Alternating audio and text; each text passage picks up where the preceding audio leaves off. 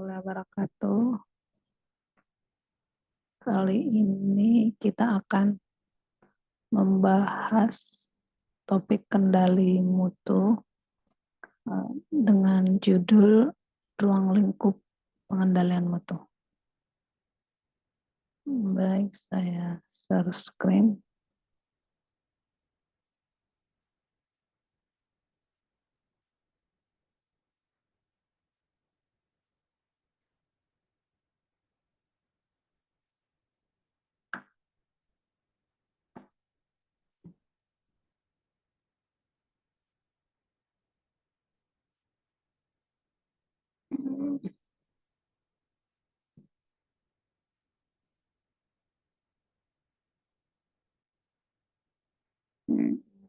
Sudah terlihat ya. Jadi untuk topik kali ini membahas ya ruang lingkup pengendalian mutu ya, pengenalan tahap-tahap pengendalian mutu ya.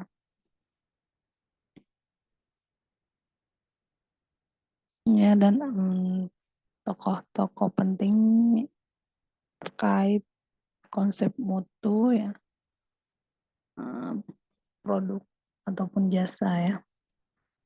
Jadi terkait kegiatan pengendalian mutu lab itu ya memang sesuatu yang sangat penting ya dijalankan untuk menghasilkan pemeriksaan laboratorium yang bermutu ya. Karena hasil pemeriksaan lab itu digunakan oleh klinisi ya sebagai penegakan diagnosa seorang pasien sehingga harus dapat menjamin tingkat ketelitian ya dan ketepatan hasil pemeriksaan lab ya. Dan hasil pemeriksaan lab yang bermutu itu ya memang tanggung jawab seorang TLM ya. Jadi setiap ATLM itu harus dapat melaksanakan ya kegiatan lab dan harus memperhatikan ya setiap tahapan-tahapannya ya sehingga dapat mengendalikan mutu laboratorium ya. Jadi kegiatan pengendalian mutu itu merupakan hal yang sangat penting ya dilakukan untuk menjamin ketelitian ya dan ketepatan hasil pemeriksaan lab.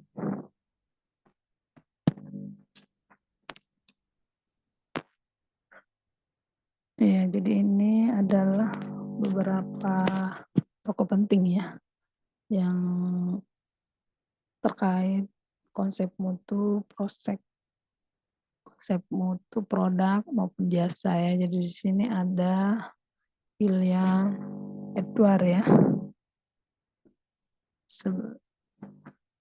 Di sini disebutkan bahwa mutu itu adalah suatu kesesuaian ya dengan kebutuhan pasar ataupun konsumennya. Mutu tidak berarti sebagai segala sesuatu yang terbaik, tapi pemberian kepada pelanggan ya tentang apa yang mereka inginkan dengan tingkat kesamaan yang dapat diprediksi serta tergantungnya terhadap harga yang mereka bayar ya. Jadi di sini sebenarnya ditegaskan ya bahwa mutu itu berarti sesuai dengan kebutuhan konsumennya. Jadi yang kita berikan itu sesuai dengan yang diinginkan oleh konsumennya kita ya.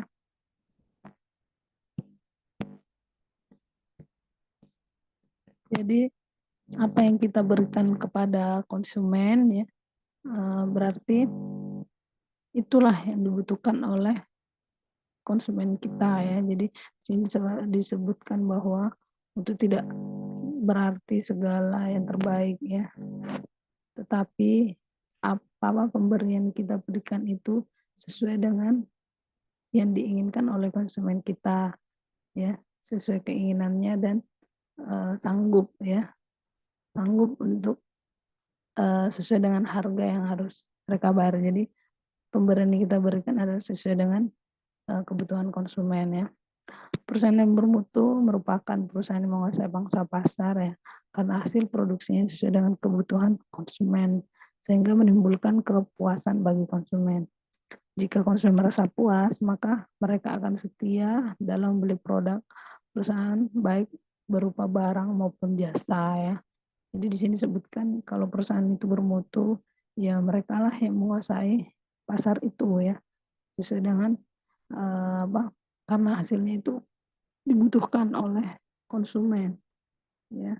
Karena kalau misalnya konsumen merasa puas dengan produk kita ya, otomatis akan menghadirkan kesetiaan ya bagi pelanggan untuk membeli produk-produk baik itu berupa barang ataupun jasa ya. Ya, jadi sebenarnya terkait mutu itu terkait mutu sebenarnya di sini adalah bagaimana kita memberikan kepuasan terhadap pelanggan ya. Karena kalau pelanggan merasa puas, otomatis akan membeli lagi, membeli lagi, membeli lagi. Jadi akan menjadi pelanggan yang setia ya. Jadi makanya menurut William ini mutu itu merupakan hal yang penting ya. Karena kita memberikan apa yang dibutuhkan oleh konsumennya kita. Ya, sedangkan menurut Philips ya, Philips B. Crosby ini, mutu ialah conformance to requirement, yaitu sesuatu yang dengan yang disyaratkan atau yang distandarkan ya. Jadi suatu produk memiliki mutu apabila sesuai dengan standar atau kriteria mutu yang telah ditentukan. Standar mutu tersebut meliputi bahan baku, proses produksi, dan produk jadi ya. Jadi di sini menurut Philips ini berbeda ya. Nah, kalau tadi disebutkan oleh William Edward bahwa mutu itu adalah sesuai dengan kebutuhan pasar atau konsumen ya. Sedangkan di sini Philips menyebutkan bahwa mutu itu adalah sesuai dengan yang disyaratkan atau yang distandarkan. Jadi produk yang kita berikan itu adalah sesuai dengan standar mutu. Ya, jadi standar mutu ada beberapa bagian ya. Jadi meliputi ada bahan bakunya, proses produksi, dan produk jadi. Jadi produk yang dihasilkan itu adalah sesuai dengan kriteria atau standar mutu yang telah dipersyaratkan ya. Ya, jadi di sini mutu itu merupakan pemenuhan syarat ya dengan meminimalkan kerusakan yang ditimbulkan, yaitu standar of zero defect atau memperlakukan prinsip benar sejak awal ya. Jadi dalam teori ini diungkapkan ya bahwa oleh Philip B. Crosby ini bahwa bekerja tanpa salah ya. Jadi standar of zero defect ya. Jadi merupakan hal yang sangat mungkin ya. Jadi ungkapan ini sebenarnya digunakan ya untuk mendorong agar selalu berusaha ya pada saat bekerja itu berhati-hati dalam setiap tahap kegiatan di laboratoriumnya. Jadi di sini diharapkan tidak ada kesalahan ya. Jadi memperlakukan prinsip benar sejak awal, melakukan pekerjaan itu dari awal itu. Kalau kita di lab pra-analitik, analitik, pasca analitik itu semuanya benar ya. Jadi meminimalkan kesalahan ya, meminimalisir kesalahan pada saat bekerja ya. Ya, dari di sini disebutkan ya jadi 4 dalil mutu ya. Jadi menurut B. Crosby ini ya, jadi ada 4 dalil mutu ya. Yang pertama, definisi mutu adalah kesesuaian dalam persyaratan ya, sesuai dengan syarat-syarat yang telah atau standar yang telah ditetapkan ya. Sistem mutu adalah pencegahan ya. Selanjutnya standar kerja tanpa cacat atau zero defect ya, meminimalisir kesalahan ya pada saat bekerja ya. Adanya pengukuran pengukuran mutu ya. Pengukuran mutu di sini adalah biaya mutu yang harus dikeluarkan ya. Sedangkan toko lainnya ya. Ya, jadi di sini ada JM Juran ya. JM Juran di sini menyebutkan bahwa ya mutu adalah kecocokan penggunaan produk ya, fitness for use ya, untuk memenuhi kebutuhan dan kepuasan pelanggan ya. Selanjutnya disebutkan bahwa kecocokan pengguna produk itu didasarkan atas 5 ciri ya. Ada teknologi ya, sini kekuatannya. Selanjutnya itu adalah psikologi ya, yaitu rasa atau status.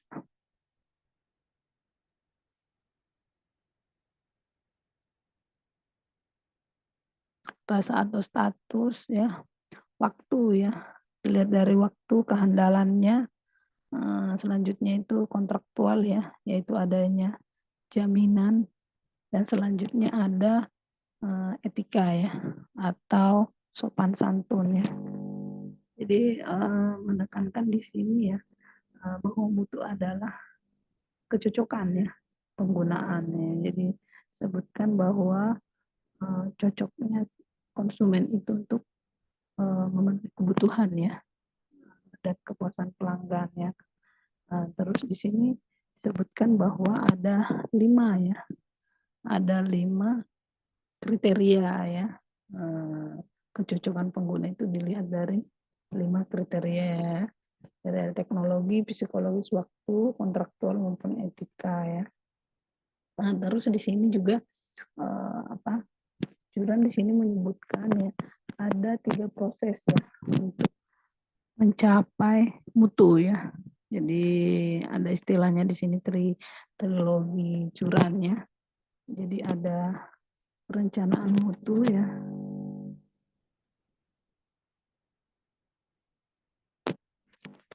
Ada perencanaan mutu ya atau quality planning.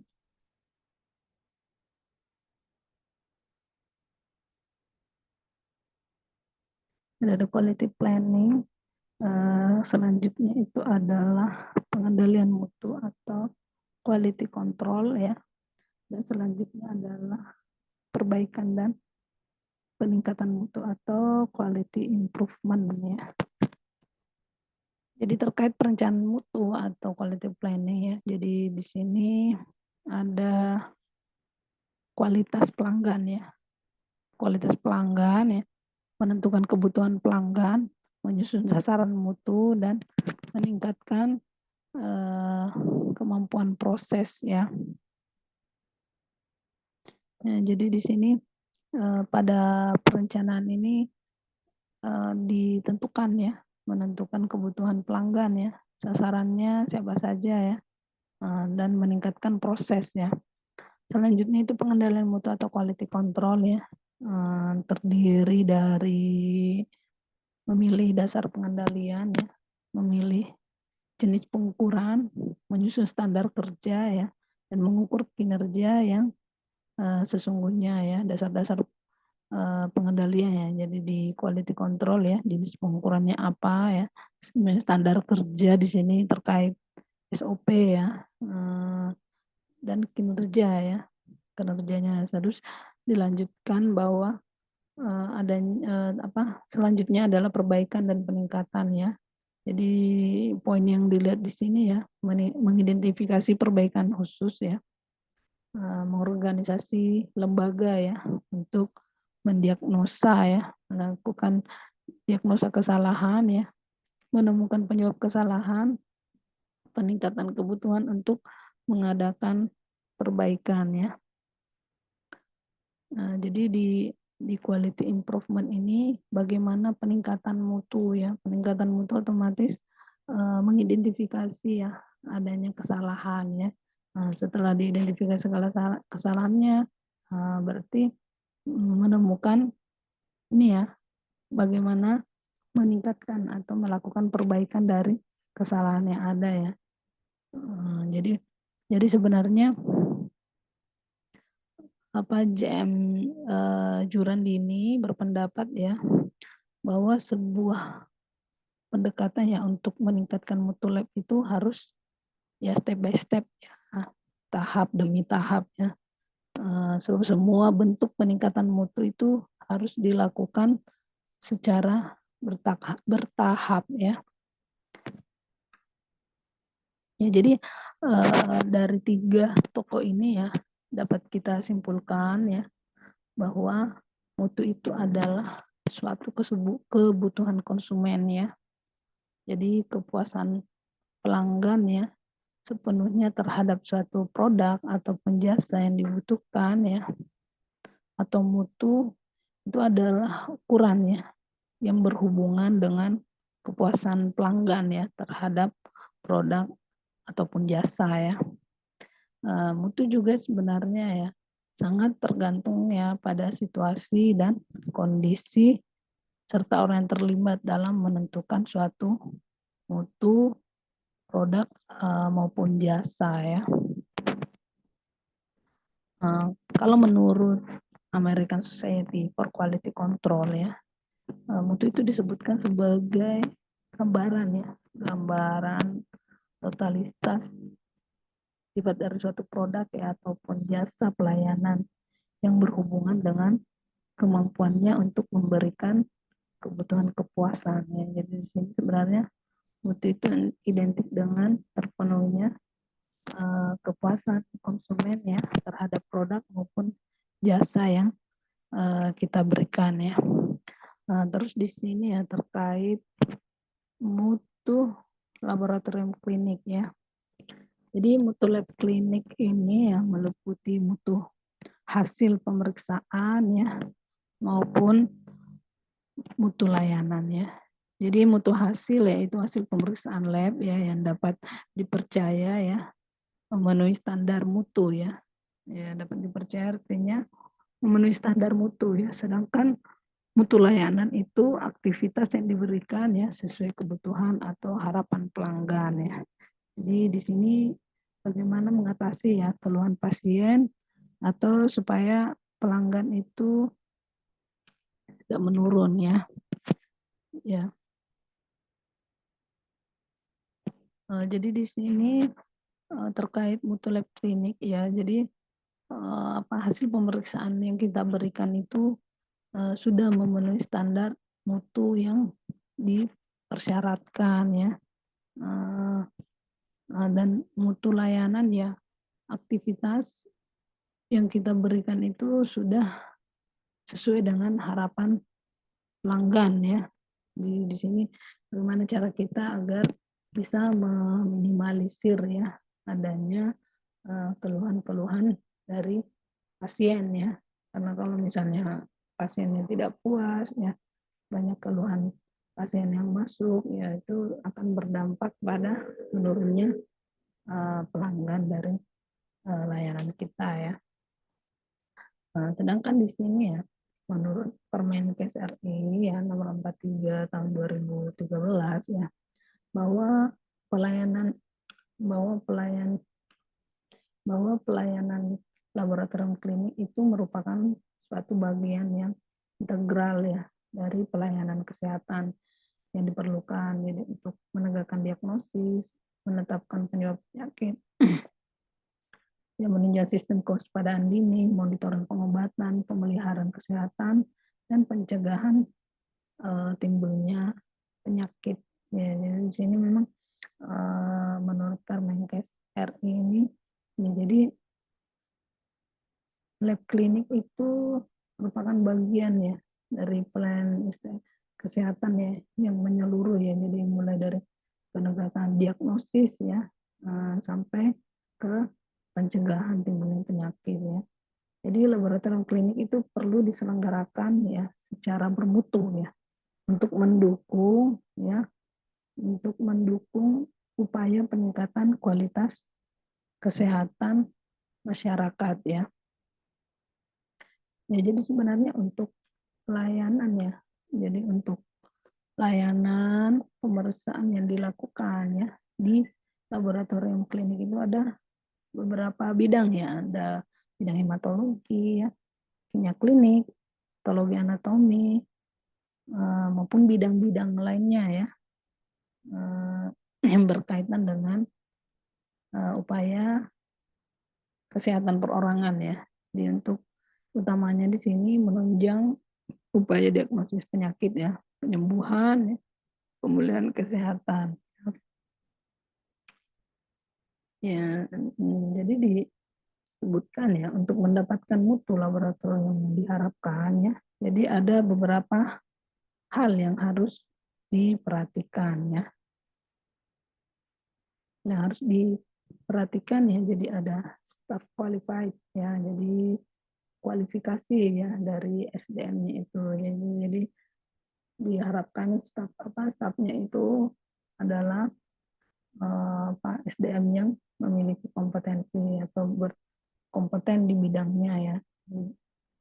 Terus fasilitas yang mencukupi ya, fasilitas berarti sarana dan prasarana ya pada layanan laboratorium itu harus memenuhi ya. Sedianya pemeriksaan yang memadai ya. Pemeriksaannya itu ya,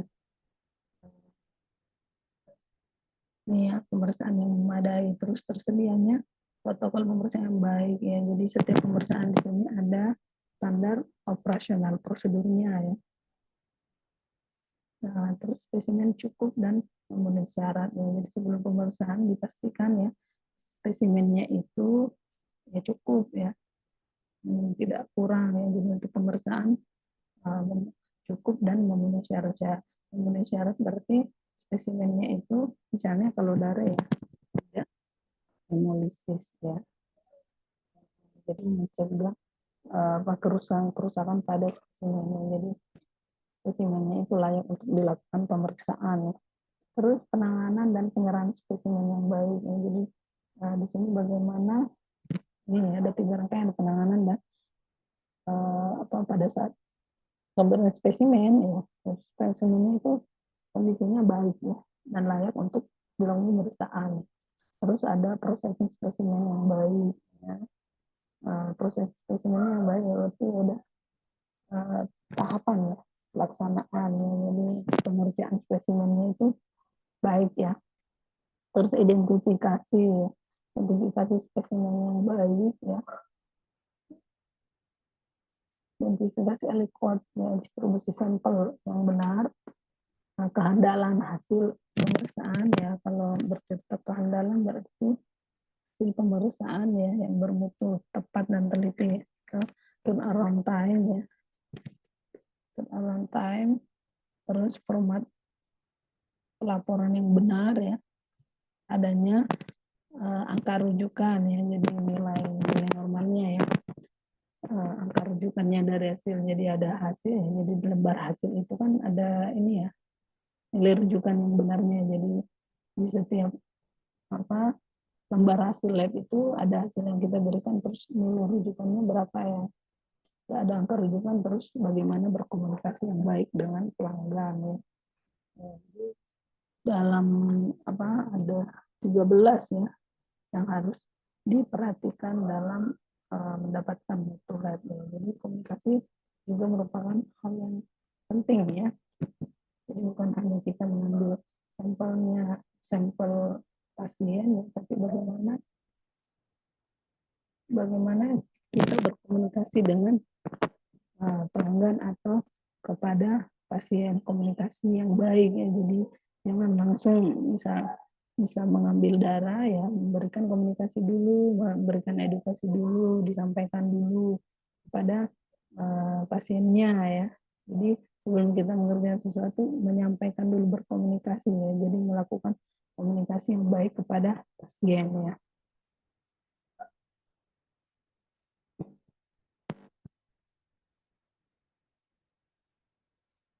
Ya, jadi untuk mencapai mutu lab itu ya harus memiliki ketepatan dan ketelitian yang tinggi ya. Jadi seluruh metode ya dan prosedur operasional lab itu harus terpadu ya. Harus terpadu ya. Dari mulai persiapan sampel, pengambilan spesimen ya, pemeriksaan sampel sampai ke pelaporan hasil uji lab ke pelanggan ya.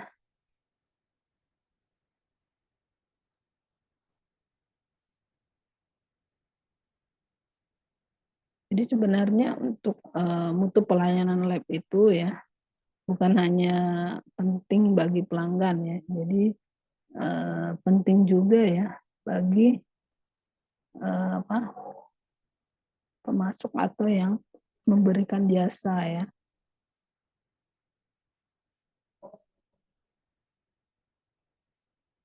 Karena kalau misalnya pada pelayanan lab itu ya, apa, misalnya jika hasil mutunya rendah ya, hasil pemeriksaan pada akhirnya itu bisa menimbulkan ini ya, penambahan biaya untuk pengerjaan ulang ya, dan klaim dari pengguna ya. Jadi untuk mengulangi biaya kompensasi yang berasal dari rendahnya mutu hasil pemeriksaan itu diperlukan suatu usaha pemantapan mutu ya. Kalau misalnya hasilnya kita tidak tepat, tidak teliti atau adanya apa komplain dari pelanggan itu kan bisa menambah biaya ya, menambah biaya karena harus dilakukan pengerjaan ulang ya, itu dilakukan pemeriksaan ulang ya. Jadi kalau misalnya mutu kita tidak terjamin itu akan berefek ya, mulai dari hasil hasilnya yang kurang teliti ya, komplain ya, pengerjaan ulang, dan itu akan berdampak meningkatnya biaya ya, dan bisa menurunkan apa, tingkat kepuasan pelanggan ya. Jadi melakukan pemantapan mutu itu memang suatu hal yang penting ya untuk dilakukan. Jadi pemantapan mutu atau quality assurance ya laboratorium klinik adalah sebuah kegiatan yang ditujukan untuk menjamin ketelitian dan ketepatan hasil pemeriksaan laboratorium klinik ya. Ya, jadi kegiatan quality assurance ini atau pemantapan mutu ini ya, pemantapan mutu adalah ada dua ya, pemantapan mutu internal ya dan pemantapan mutu eksternal ya.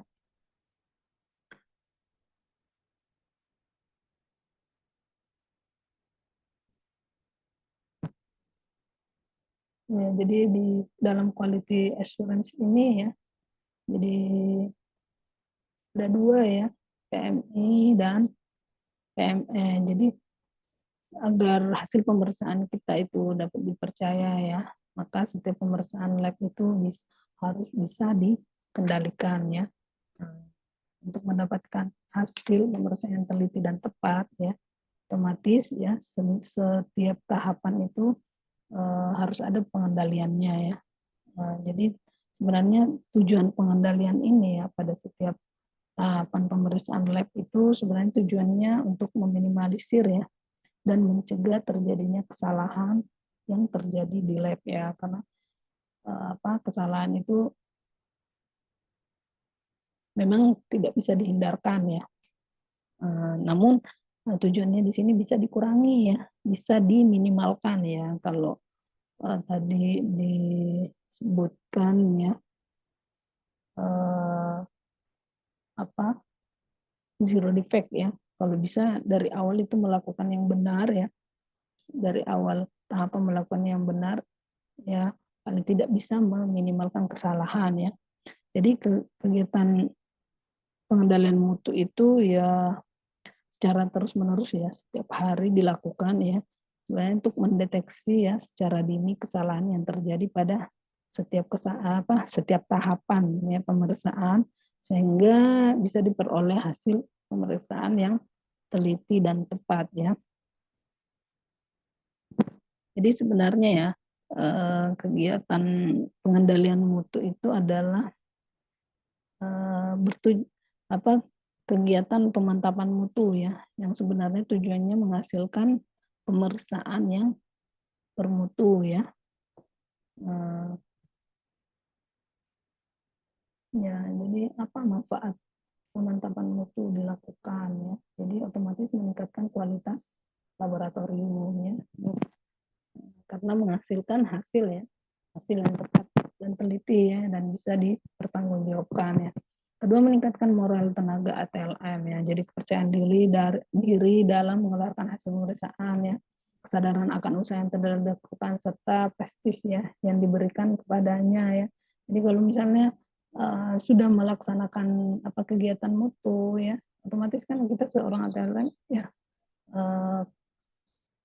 merasa percaya diri ya, sudah bisa mempertanggungjawabkan hasil pemeriksaannya kita ya, karena semua tahapannya sudah dilakukan dengan baik dan benar ya, mulai dari tahap analitik maupun paskanya ya, jadi bisa meningkatkan kepercayaan diri kita ya. Jadi kalaupun misalnya ada komplain ya, kita bisa menjawab ya, bisa mempertanggungjawabkan hasil yang kita berikan ya, karena kita sudah melakukan pekerjaan ya dengan baik ya, dengan benar dari pra-analitik sampai pasca ya. Jadi manfaat selanjutnya itu adalah suatu metode pengawasan ya, jadi kontrol yang efektif ya, dilihat dari fungsi manajerialnya, jadi berfungsi sebagai pengawasan ya. Selanjutnya sebagai pembuktian ya, apabila hasil diragukan oleh pengguna atau konsumen lab ya, karena misalnya tidak sesuai dengan gejala klinis ya, jadi bisa berfungsi sebagai pembuktian ya, karena biasa penyakit ya gejala klinisnya sama ya, nah, tapi hasil itu bisa diketahui diagnosis ya apabila sudah ada hasil pemeriksaan lab ya. Jadi biasanya dokter juga tidak mau memberikan ini ya diagnosa ya tanpa melihat hasil laboratoriumnya. Jadi fungsinya hasil lab itu ya sebagai pembuktian ya, untuk makanya disebut sebagai penegakan diagnosis ya. Jadi pengamatan biaya pasien ya, karena berkurangnya kesalahan hasil ya, sehingga tidak perlu ada duplo ataupun triplo ya. Jadi bisa menghemat biaya ya. Kan kalau pemeriksaan ya otomatis kan pembayarannya sekali ya, udah ditentukan pemeriksaan ini biaya sekian ya. Ya pasien kan nggak mau tahu apakah diulang 2 kali, 3 kali ya. Jadi itu sebagai upaya penghematan biaya ya, biaya dari lab kita sendiri yang mana kalau mutunya tidak baik kan harus diulang ya. Kalau mutunya baik ya, artinya kan nggak usah diulang ya. Jadi kegiatan pemantapan mutu internal ya, atau internal quality control ya, jadi diartikan sebagai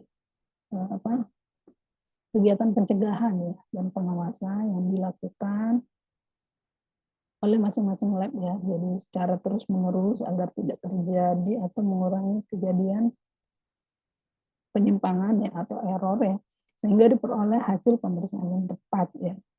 Jadi PMI ini dilakukan untuk mengendalikan hasil pemeriksaan lab setiap hari ya, dan untuk mengetahui penyimpangan hasil laboratorium ya, agar segera diperbaiki ya. Jadi QIC itu ya dilakukan setiap hari ya. Jadi sebelum pemeriksaan dimulai ya, itu harus dilakukan quality control ya. Dipastikan sebelum pemeriksaan itu pemeriksaan itu kan dilakukan setiap hari ya. Setiap hari, jadi kalau misalnya di awal kan sebelum dilakukan pemeriksaan ya dilakukan QC dulu ya, dimasukkan standarnya ya. Ya jadi kalau tidak standarnya itu tidak memenuhi ya pada pemeriksaan ya, otomatis ya kita tidak bisa melakukan pemeriksaan pada pada hari itu ya. Jadi dipastikan ya pada pelaksanaan QC ini ya, jadi dalam pelaksanaan quality control ini memang dilakukan secara terus-menerus ya. Jadi di sini juga fungsinya untuk ini mengetahui penyimpangan ya. Jadi dengan melakukan QC ya itu kan bisa terlihat ya apakah terjadi sistemik error ataupun random error. Jadi bisa mengetahui penyimpangan hasil lab ya, sehingga bisa dilakukan perbaikan ya. Jadi tujuan pemantapan mutu ya, jadi ada beberapa ya. Jadi pertama itu pemantauan penyempurnaan metode pemeriksaan ya, dengan mempertimbangkan aspek analitik dan klinis ya. Jadi penyempurnaan metode ya. Kedua itu meningkatkan ya kesiagaan tenaga ya, sehingga bisa sehingga pengeluaran hasil yang salah itu tidak terjadi ya, dan perbaikan penyimpangan dapat segera dilakukan ya. Jadi diharapkan dari adanya pemantapan mutu ini hasil yang dikeluarkan itu adalah benar ya, tidak terjadi penyimpangan. Nah, selanjutnya memastikan ya bahwa semua proses itu mulai dari bersama pasien, pengambilan, pengeringan, penyimpanan, dan pengolahan spesimen itu sampai ke pencatatan dan pelaporan dilakukan dengan benar. Jadi semua tahapan proses ya dari pra-analisis sampai pasca analitik itu dipastikan ya semuanya telah dilakukan dengan baik dan benar ya. Bisa mendeteksi ya, penyimpangan ya, dan mengetahui sumbernya ya. Jadi dari hasil QC itu bisa mendeteksi ya apakah ini systemic error ya ataupun random error ya. Terus berfungsi untuk perbaikan pelayanan kepada pelanggan ya. Dengan mengetahui kesalahan ya, dilakukan perbaikan. Di sini perbaikan kepada pelanggan ya, perbaikan mutu pelayanan pelanggan ya. Jadi ini ada 5 tujuan pemantapan mutu ya. Dan jika pemantapan mutu telah dilakukan dengan baik ya, berarti kita bisa melakukan pemantapan mutu eksternal ya. Jadi pemantapan eksternal ini kegiatan diselenggarakan secara periodik ya oleh pihak lain atau di luar lab yang bersangkutan ya, untuk memantau dan menilai penampilan suatu laboratorium dalam bidang pemeriksaan tertentu ya. Jadi di sini kalau kita sudah melakukan QC-nya dengan baik ya, berarti kita bisa melakukan penilaian mutu lab kita ya. Jadi ini periodik ya, pihak luar. Jadi secara berkala yang menilai adalah pihak luar ya, bisa dari regional maupun nasional ya, oleh pemerintah ya. Jadi penampilan labnya kita ya, jadi tergantung ya bidang pemeriksaan tertentu ya. Jadi ada bidang hematologi, kimia klinik ya, maupun yang lainnya ya. Jadi semua bidang yang ada lab, bidang pemeriksaannya yang ada di lab itu bisa dilakukan PME ya, untuk menilai kualitas hasil pemeriksaan mutu lab kita ya. Jadi setiap lab itu wajib mengikuti pemantapan eksternal ya, yang diselenggarakan oleh pemerintah ya secara teratur ya, teratur dan periodik, meliputi semua bidang pemeriksaan laboratorium ya. Jadi di sini jelaskan harus ya wajib melakukan PME ya. Jadi nanti ada sertifikat ya yang didapatkan apabila kita mengikuti PME. Jadi teratur berarti berkesinambungan ya, dan secara berkala ya untuk semua bidang pemeriksaan ya. Jadi ini seperti yang terdapat ya pada pasal 6 Permenkes nomor 4111 tahun 2010 ya. Jadi setiap lab klinik itu wajib melaksanakan pemantauan mutu eksternal yang diakui oleh pemerintah ya. Jadi kalau dipastikan QC-nya kita udah baik ya, lalu dilakukan pemantapan mutu eksternal ya, dilakukan oleh pemerintah. Ya, jadi sebenarnya untuk PME ini ya itu sebenarnya sangat bermanfaat ya untuk lab ya, karena hasil dari evaluasi yang diperoleh dapat menunjukkan performance atau penampilan laboratorium bersangkutan ya untuk bidang pemeriksaan tertentu ya. Jadi melakukan kegiatan ini tidak boleh diperlakukan secara khusus ya. Jadi pada waktu melakukan pemeriksaan dilaksanakan oleh petugas yang biasa melaksanakan pemeriksaan ya, serta menggunakan peralatan reagen metode yang biasa dipakai ya, sehingga hasil pemantapan mutu eksternal benar-benar dapat mencerminkan penampilan laboratorium yang sebenarnya ya. Jadi sebenarnya di sini ya pada pelaksanaan PME itu kan kita diberikan sampel ya. Jadi sebenarnya sampel itu hasilnya sudah ada ya. Jadi kita hanya memeriksa aja hasil yang sampel yang diberikan kepada kita.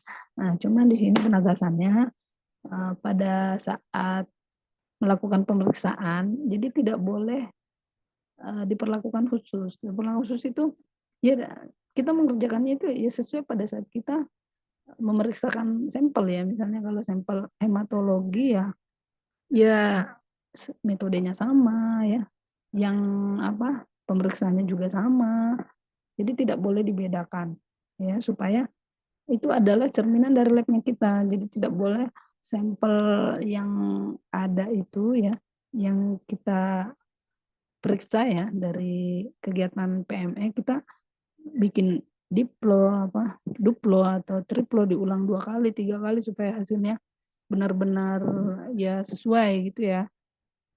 Jadi kita mengerjakannya ya sesuai aja ya, sehari-hari yang kita lakukan alatnya sama, reagennya sama, metodenya sama. Jadi hasilnya itu ya benar-benar menggambarkan hasil labnya kita ya.